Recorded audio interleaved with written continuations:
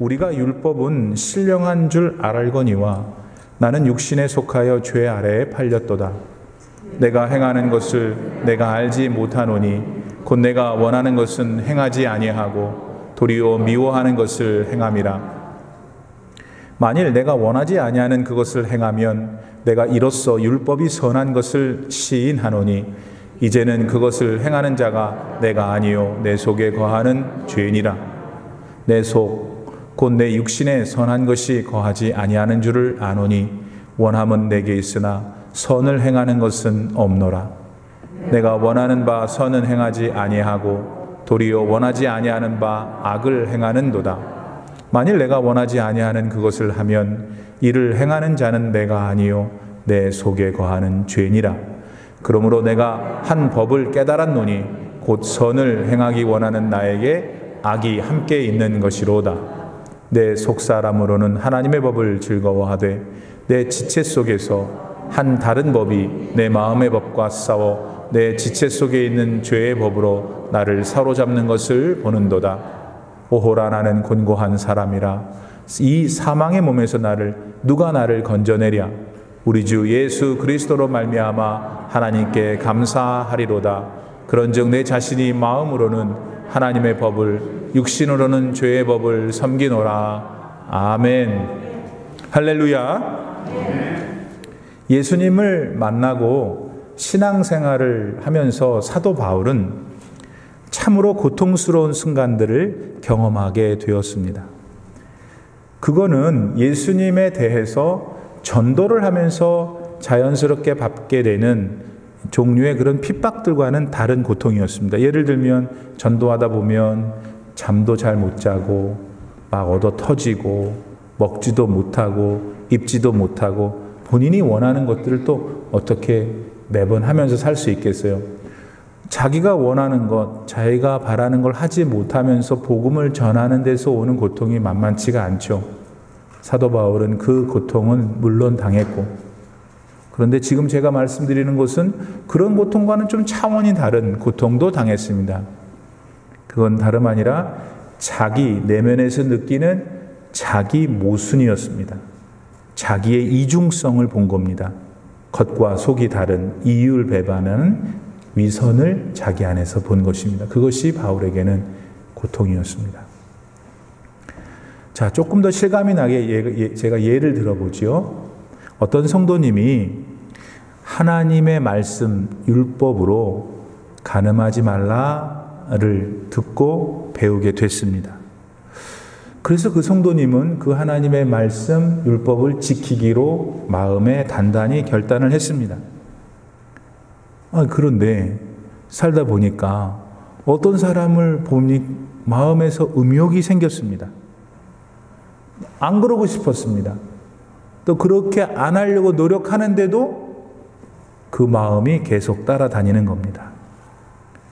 그런 중에 예수님께서 하신 말씀이 자기를 더 기가 막히게 했습니다. 예수님 하시는 말씀이 너는 마음의 음욕을 품으면 이미 간음했다고 하니 이 성도님은 어떻게 할 것인가 이제 너무 괴롭고 고통스러웠습니다. 자기는 간음이 하고 싶지 않습니다. 그래서 노력을 했습니다. 그런데 불쑥불쑥 음흉한 생각이 드니 이거 어떻게 하라는 말입니까? 또 다른 경우는 이런 겁니다. 어떤 성도님이 하나님의 말씀 율법을 배웁니다. 그게 뭐냐면 네 상대방 있지? 너 만나는 이웃들 있지? 그 사람들을 너 자신보다 더 낫게 여기라, 더 좋은 사람으로 여기라는 말씀을 받았습니다. 그래서 그렇게 해보려고 노력했죠. 자기보다 더 좋은 사람이라고 이렇게 마음을 품고 이제 상대방을 만납니다. 그래서 어떤 사람은 그렇게 했습니다. 그런데 그냥 그 여자만 만나면 그게 안 됩니다. 그 남자만 만나면 그게 안 됩니다. 그냥 미워집니다. 그냥 시기가 납니다.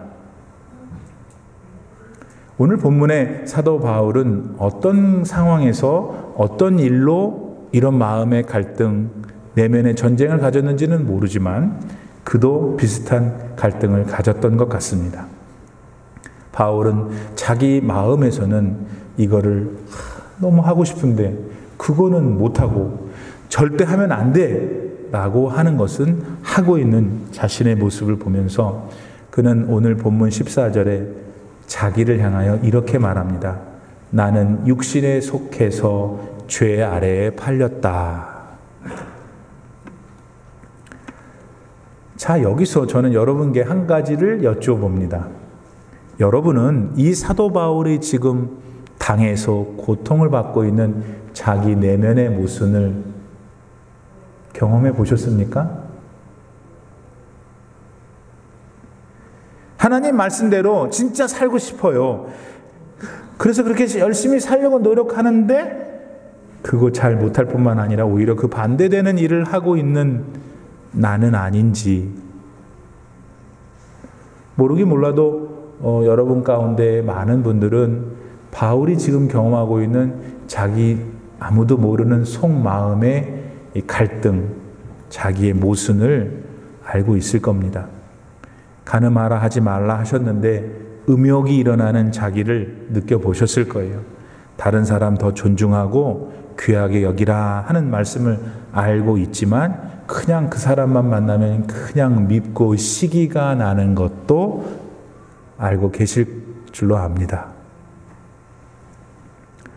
자, 우리의 현실이 이와 같다면 여러분 우리 어떻게 해요? 또 우리가 그렇게 살아가고 있을 때 하나님은 우리를 보고 어떻게 하기를 원하실까요? 오늘 본문의 사도 바울은 그 답을 찾았습니다. 그리고 그 답은 하나님이 원하시는 답이었습니다. 그러므로 오늘 우리는 그 답이 무엇인지를 잘 마음에 새기고 우리도 우리의 삶 속에서 그것을 실천해서 내 내면에 나와의 전쟁에서 승리하여 그렇게 길지도 않은 우리 이 땅에서의 이 삶을 지혜롭게 행복하게 힘있게 살기를 축원합니다. 그리고 여기서 사는 삶의 평가를 하나님이 하신다 그랬어요. 어느 날 하나님 갔을 때 잘했다. 너 참 마음의 갈등도 많았는데 잘 이겼구나. 그 답을 알고 잘 실천했구나. 그래서 하나님 나라 가서도 의의 면류관, 생명의 면류관 상금 많이 받으시는 우리 성도님들 되시기를 축복합니다. 자, 우선 사도 바울이 답을 깨달았는데 그 답을 우리가 천천히 좀 접근을 해야 돼요. 이것이 쉬운데 어려워요. 오늘 부족한 제가 성령의 감동을 받아서 여러분 마음을 잘 이해시키면 좋겠어요. 그래서 이런 진리가 사실 있었는데 우리가 감동을 못 받고 힘없이 살았는지도 몰라요. 우선은 여러분 사도 바울은 율법이라는 것이 있는데 그 율법이라는 것이 본문 14절 말씀대로 신령한 것이다라는 것을 깨달았어요. 여러분 이 말이 율법은 신령한 것입니다 라고 할 때 그 한국말은 알아듣는데 그의 가슴까지 와야 돼요. 그래 그게 그 뜻이구나 이걸 알아야 되는데 혹시 또 아리까리한 분을 위해서 제가 좀 도와드릴게요. 요거 무슨 말인가? 예를 들면 하나님께서 네 이웃에 대해서 거짓 증인하지 마, 비방하지 마 라는 이제 말씀을 주셨어요. 다른 말로 율법을 주신 거예요. 그러면 그 율법을 우리가 받아 들었으니까 우리가 해야 될 일은 뭐예요? 그냥 그렇게 하면 되는 거예요. 하지만 하나님께서 내 이웃에 대해서 비방하지 마, 거짓 증언하지 마 라는 율법을 주셨으니까 우리가 해야 될 건 하면 되는 거예요. 문제는 그렇게 안 된다는 거예요. 열심히 해서 7개는 했는데 3개는 안 되니까 우리가 생각할 때는 안 되나 보다. 너무 힘들구나. 그런 생각을 하게 되죠. 간음하지 말라. 하나님이 말씀을 주셨어요. 율법을 주셨어요. 그러면 안 하면 되는 거예요. 안 하면 그만인데 생각으로도 음욕을 품으면 간음을 했다고 그러시니 도대체 어떻게 해볼 도리가 없는 거예요. 이런 면에서 하나님께서 주신 다른 말씀들, 다른 율법들도 다 대동소이할 거예요. 이때 우리가 갖는 첫 번째 마음은 너무 힘들구나. 하나님 말씀을 지키기가 힘들어. 율법이 너무너무 무거워. 그냥 막 내 삶의 양심을 막 누르고 하고는 싶은데 못하니까 그 사이에서 느껴지는 그런 고통, 우리 모두가 다 알고 있잖아요.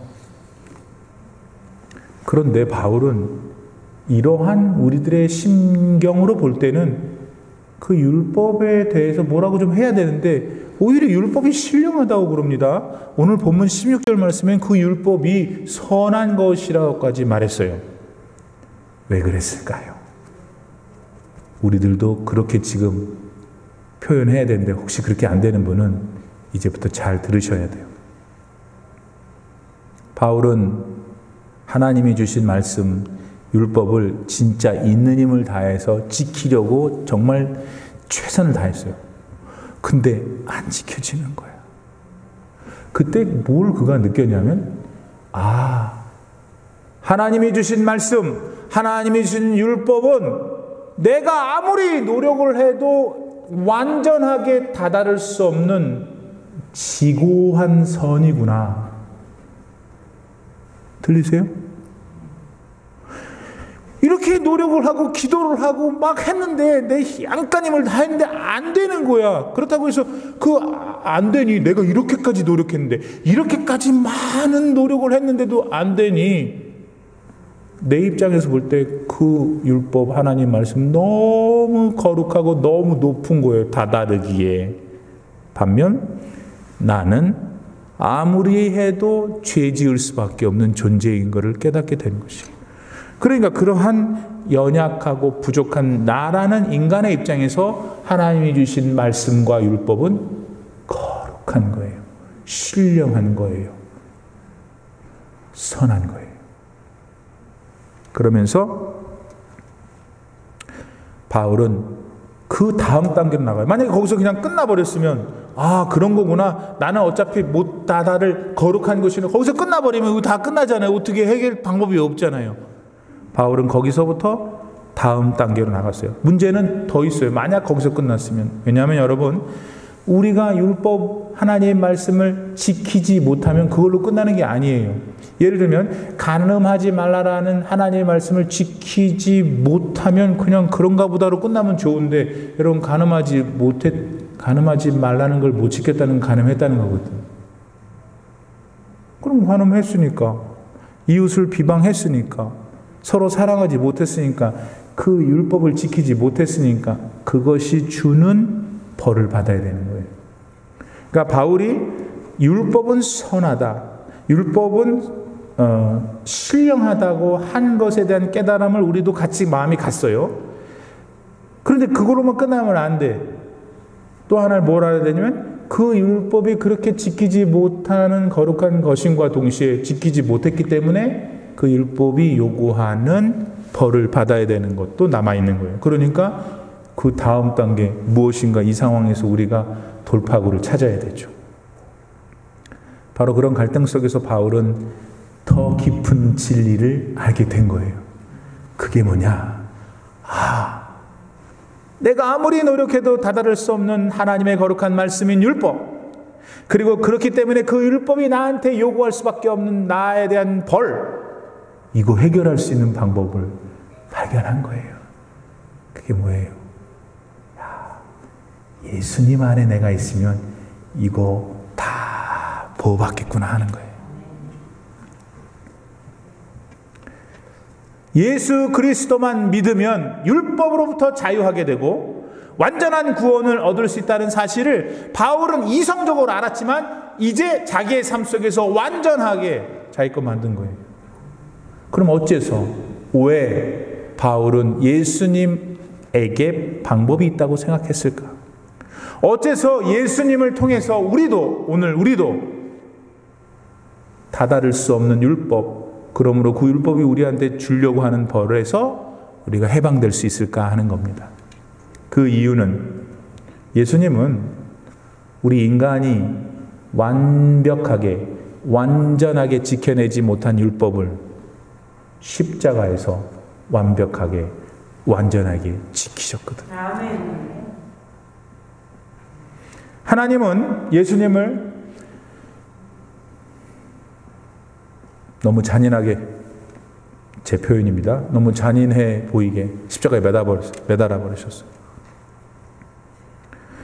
그리고는 십자가 위에 계신 그 예수님께 우리 사람이 율법을 지키지 못했기 때문에 받아야 마땅한 벌을 예수님이 받게 하셨어요.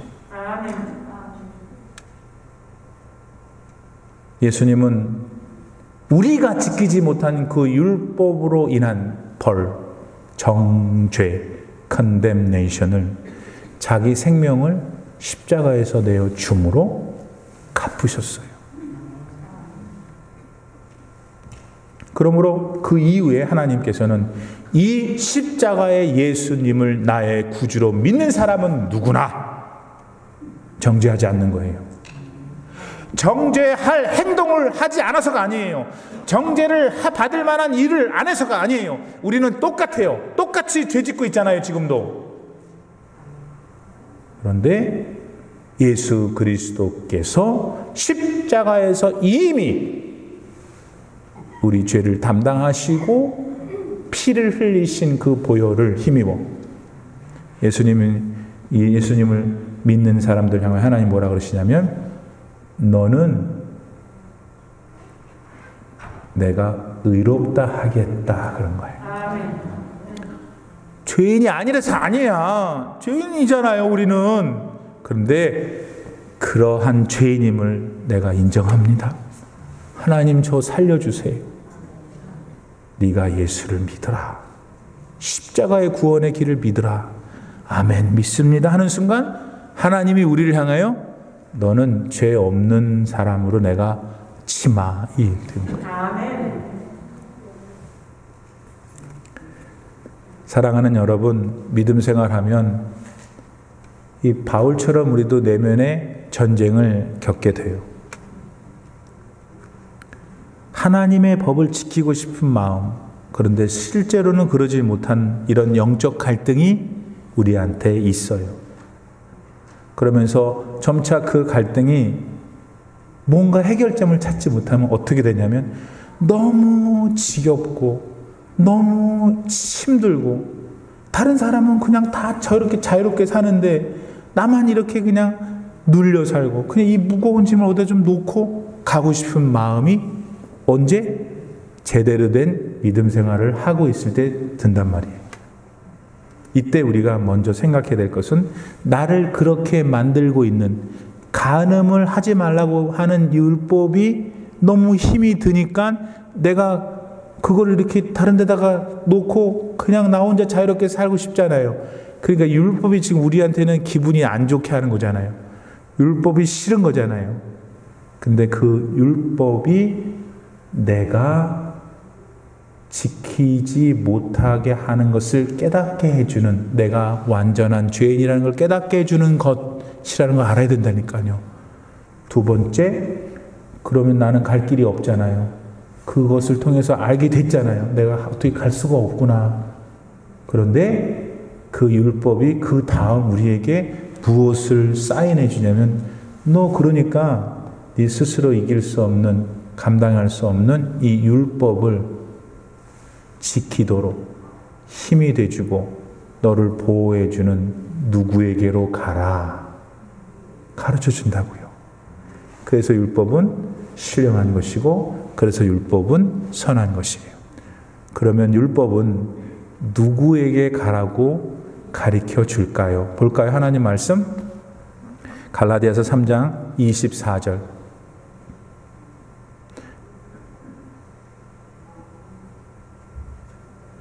제가 읽어드릴게요. 이같이 율법이 우리를 그리스도께로 인도하는 초등교사가 되어 우리로 하여금 믿음으로 말미암아 의롭다함을 얻게 하려 함이라. 이같이 율법이 우리가 무서워하고 못 지키니까 너무 힘들고 이거 좀 없었으면 좋겠다고 하는 것, 아무리 용을 써도 안 되어 보이는 율법, 그렇다고 해서 가만히 있으면 율법을 못 지켰기 때문에 율법이 요구하고 있는 그 정죄한 벌, 이거 어떡하나 이러고 있어서 율법이 싫은데, 율법은 네가 그런 존재라는 것을 가르쳐 주는 면에서 신령하고 너를 그 문제에서 해결할 수 있는 길로 인도해 주기 때문에 선한 것이라는 거예요. 이같이 율법이 우리를 누구에게로? 그리스도께로 인도하는 초등교사가 되어 우리로 하여금 믿음으로 말미암아 의롭다함을 얻게 하려 함이라. 한편 바울은 자기가 원하지 않는 것을 할 때 그건 자기가 아니라 자기 속에 있는 죄라고 오늘 본문 20절에서 말씀했습니다. 그리고 그것을 또한 23절 말씀에 기록된 대로 자기 안에 있는 죄의 법이 그렇게 한다고 불렀어요. 그러니까 사도 바울은 자기 내면에서 일어나고 있는 영적 전쟁, 내면의 갈등을 하나님의 법과 또 죄의 법의 갈등이라고 생각했던 거죠. 그리고 그런 갈등 가운데 있는 자기 자신을 이렇게 묘사했어요. 보세요. 본문 23절, 24절. 시작. 내 지체 속에서 한 다른 법이 내 마음의 법과 싸워 내 지체 속에 있는 죄의 법으로 나를 사로잡는 것을 보는도다. 오호라 나는 곤고한 사람이로다. 이 사망의 몸에서 누가 나를 건져내랴. 자, 그런데 여러분, 여기서 저는 한 가지 다음과 같은 질문이 생겨요. 아니, 예수님 믿고 구원받은 사람들은 다 죄에 대해서 용서를 받았는데 어째서 죄의 법이라는 게 또 남아있는 것일까? 더군다나 사도 바울처럼 온 세상에 복음 예수님을 전했던 이 위대한 사도도 그런 마음이 있다고 하니 뭐지? 하는 의문이 생기죠. 여러분은 어떠십니까? 어떻게 그리고 이 의문을 해결해야 할까요? 여러분, 우리가 예수님을 믿으면 구원을 받는다고 합니다. 그리고 우리는 그것을 믿습니다. 아멘? 그러면 예수님을 믿어 구원을 받는다고 하시면서 여러분 마음에 그 구원이 뭡니까? 예수님 믿으면 구원받으니까 철수야, 영이야, 교회 가고 하나님 믿어야 되고 말한다면 여러분 마음에 그 구원의 내용이 뭐냔 말이에요. 여러분 두 가지예요.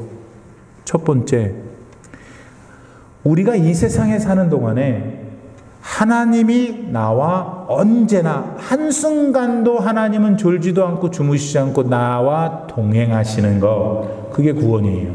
아멘. 두 번째, 여러분 우리 그리스도인들에게는 이 세상만이 있는 게 아니잖아요. 여기는 7, 80년, 8, 90년밖에 안 살아요. 영원한 삶, 하나님이 실존하시는 곳, 예수님께서 우리의 처소를 예비하러 가신 그곳, 그 하나님 나라에서 영원히 사는 것, 그게 구원이지 않습니까?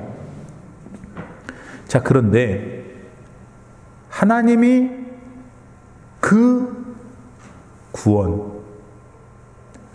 구원을 해 주시는 것은 우리 몸이 아니라 우리 영혼이에요. 우리의 영을 구원하시는 거예요.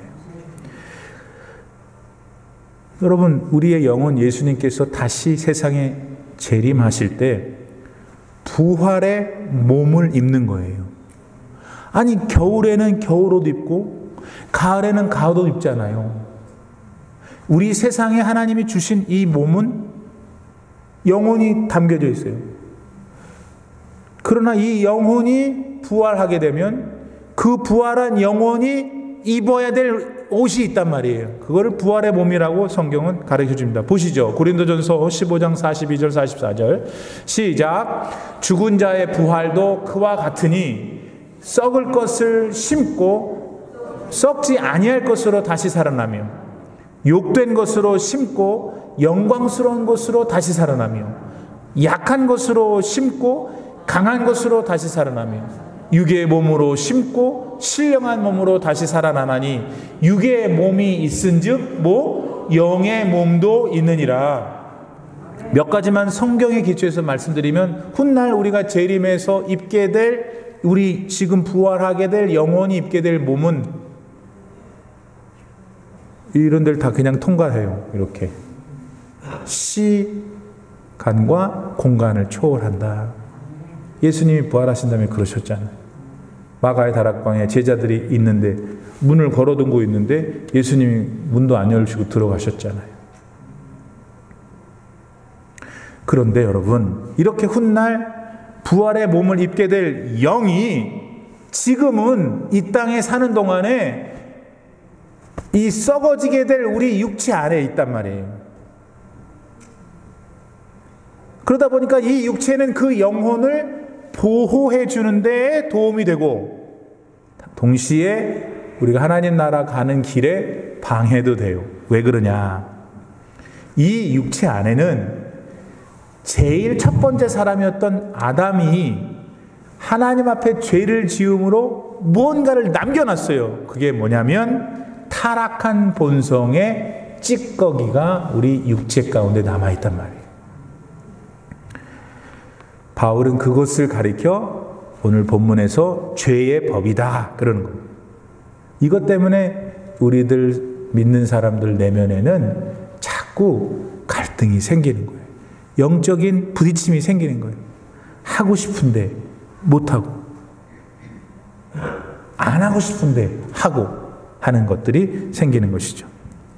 여러분, 이 우리 영혼 속, 우리 몸에 남아있는 이 타락한 본성의 찌꺼기가 뭐라 그러냐면, 야, 괜찮아. 다른 사람 다 너무하네.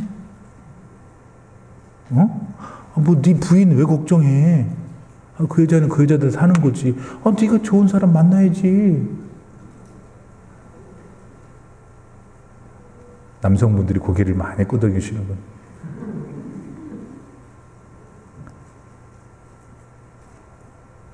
아유, 그 여자 미워하는 거 네가 그럴 수밖에 없지. 왜? 그 여자가 이상하게 생겼잖아. 이상한 옷을 입고 다니잖아. 네가 볼 때. 그러니까 네가 그런 마음이 생기는 거야. 그럼 미워해도 괜찮아. 어쩌냐? 그게 사람이 그러는 거지 원래. 이렇게 자꾸 우리를 깐족하면서 유혹하는 육체에 남아있는 타락한 본성의 찌꺼기가 하나님의 영이 이미 들어와서 하나님의 거룩함을 갖고 있는 우리를 자꾸 유혹하니까 거기서 스파크가 일어나고 우리가 괴로운 거예요. 이때 아무리 우리처럼 예수님이 사랑하시고 예수님을 잘 믿는 사람이라 하더라도 자기 힘을 의지해가지고 그것을 물리치려고 하면 다 져요. 안 돼. 안 됩니다. 해보셨잖아요. 인간은 누구도 자기 스스로의 힘으로 죄의 유혹, 죄의 권세 이길 수 없어요. 그래서 우리에겐 예수님이 절대적으로 필요한 거예요. 그분의 인도하심과 도우시는 은혜가 우리 삶에 필요한 거예요. 그래서 참 믿음의 사람은 믿음의 세월을 보내면 보낼수록 겸손해지는 거예요. 안 되는 거 하는 거예요. 야, 내가 권사 위촉받아가지고 지금 세월이 몇 년이야, 10년이나 지났는데 내가 이것밖에 안 되는가? 여기 권사님들이면 그 생각 한 사람 다 있지. 한두 번은. 그 안에 영이, 예수의 영이 있기 때문에 그런 생각하는 거예요. 내가 그 기도를 몇 년 했고, 내가 선한 일을 얼마나 많이 했고, 내가 이런 사람이었는데, 야, 저 여자를 내가 미워하는구나. 안 되는 거야. 그래 어떻게 해요? 주님밖에 없습니다. 주님 죄송해요.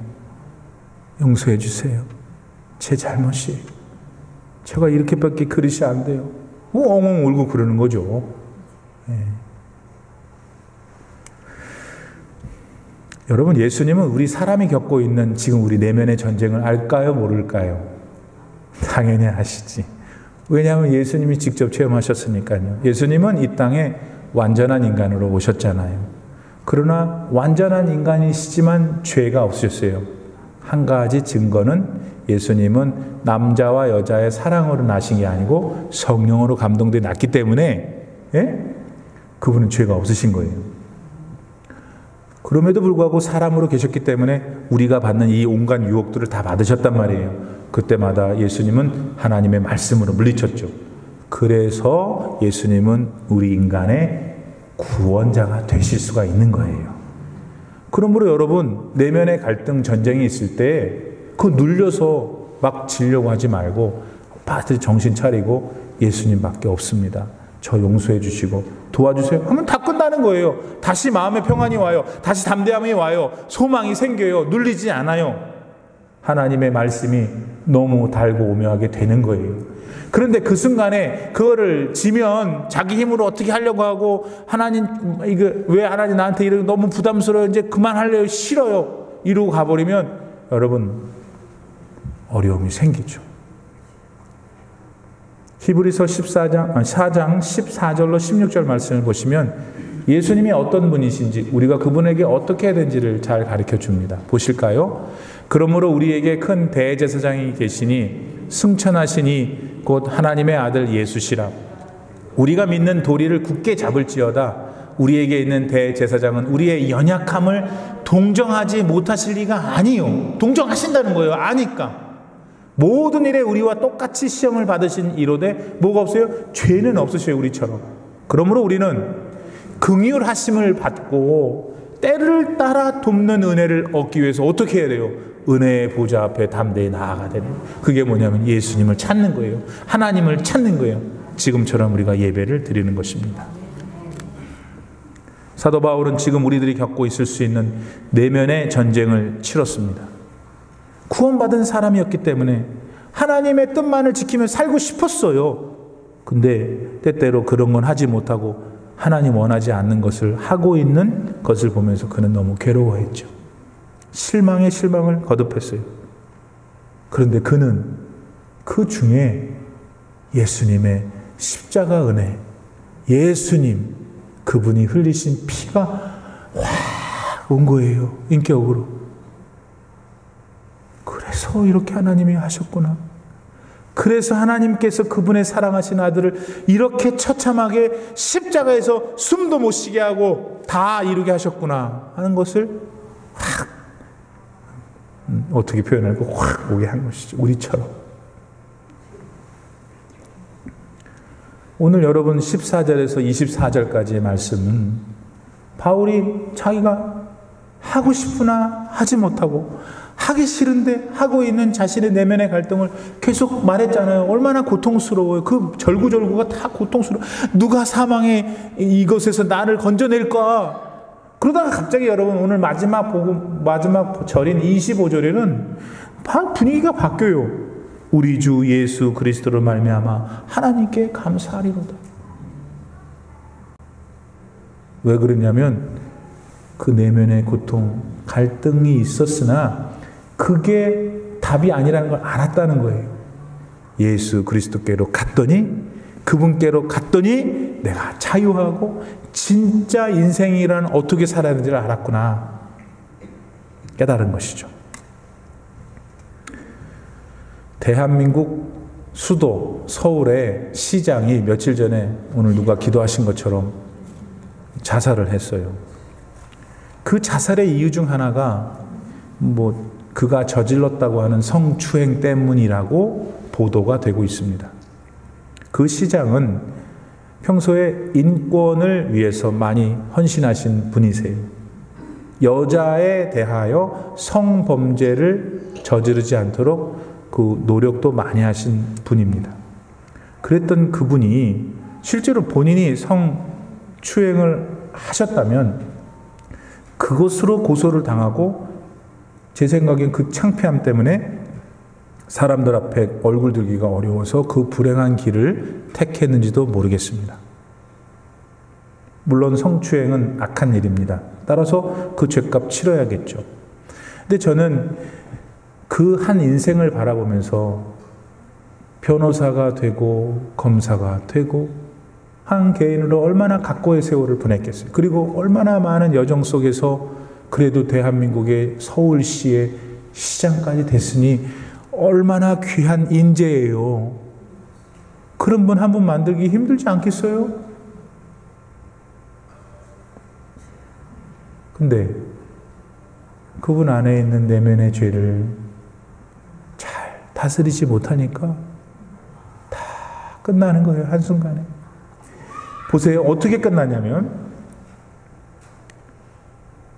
다른 사람을 괴롭혔잖아.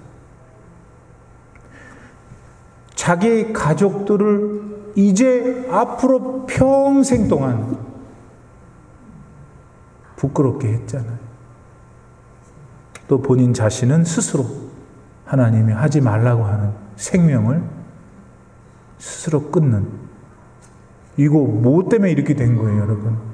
어떤 특정한 사람, 어떤 그 사람이 아니라 그 사람 안에서 역사했던 죄의 문제를 그는 해결하지 못했기 때문이잖아요.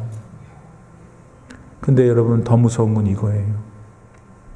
과연 오늘 우리들 가운데 그분을 향해서 대놓고 손가락질 할 수 있는 사람이 누구예요? 만일 여러분 가운데 단 한 번도 음욕을 품어보지 않았던 사람은 그렇게 할 수 있겠죠. 누구십니까? 그런 분이. 단 한 번도 남을 이유 없이 시기하고 미워하지 않은 사람이 있다면 가능하겠죠. 여러분, 우리들 가운데 누가 그런 분이 있습니까? 세상 사람들은 물론이고 우리 그리스도인들조차도 율법을 완벽하게 지켜낼 수 있는 사람은 없어요. 해봤잖아요. 죄를 짓지 않고 평생을 살아낼 사람도 없어요. 해봤잖아요. 그렇기 때문에 우리 그리스도인들은 사도 바울처럼 내면의 전쟁을 치를 수 있으나, 그러나 그리스도인들에게 그게 끝이 아니라는 것이죠. 우리는 그런 존재임을 인정해야 돼요. 그 다음 그런 나를 누군가에게 의탁해야 돼요. 나를 맡아달라고, 나를 도와달라고, 나를 이끌어달라고, 나를 불쌍히 여겨달라고. 그분이 예수님 아니셔요. 그것이 예수 믿는 거예요. 예수 믿을 때 구원의 능력이 나타나는 거예요.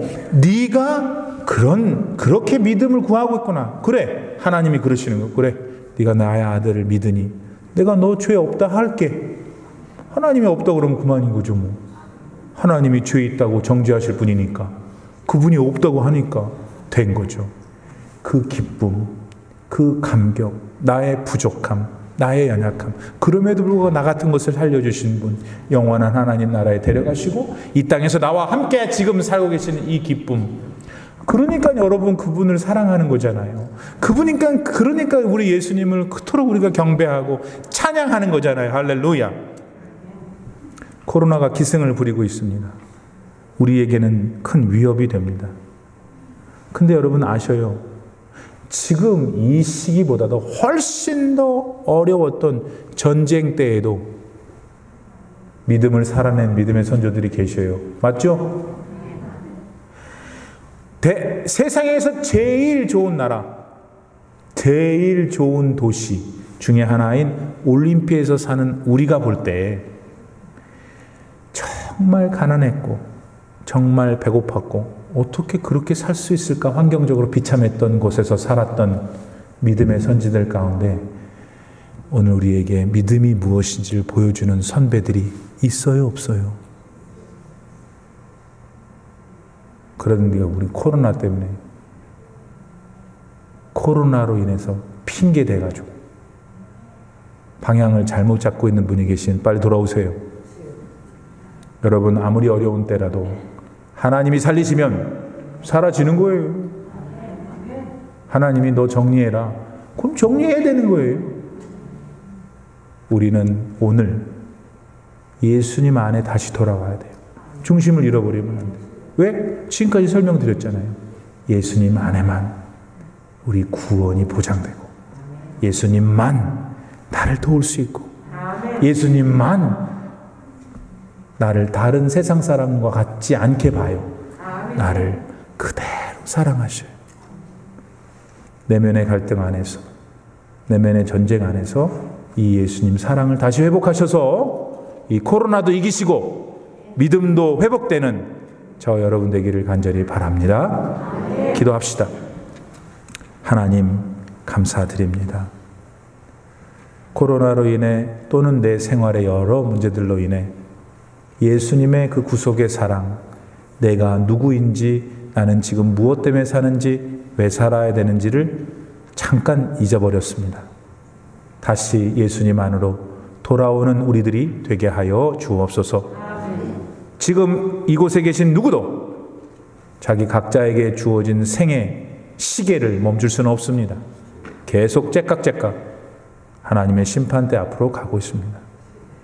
그러므로 믿음 잘 지키고 1분 1초라도 허송세월하지 않고 하나님 앞에 이 땅에서도 축복받으며 하나님 나라 갔을 때 잘했다 칭찬받는 복된 인생들 다 되게 하여 주시옵소서.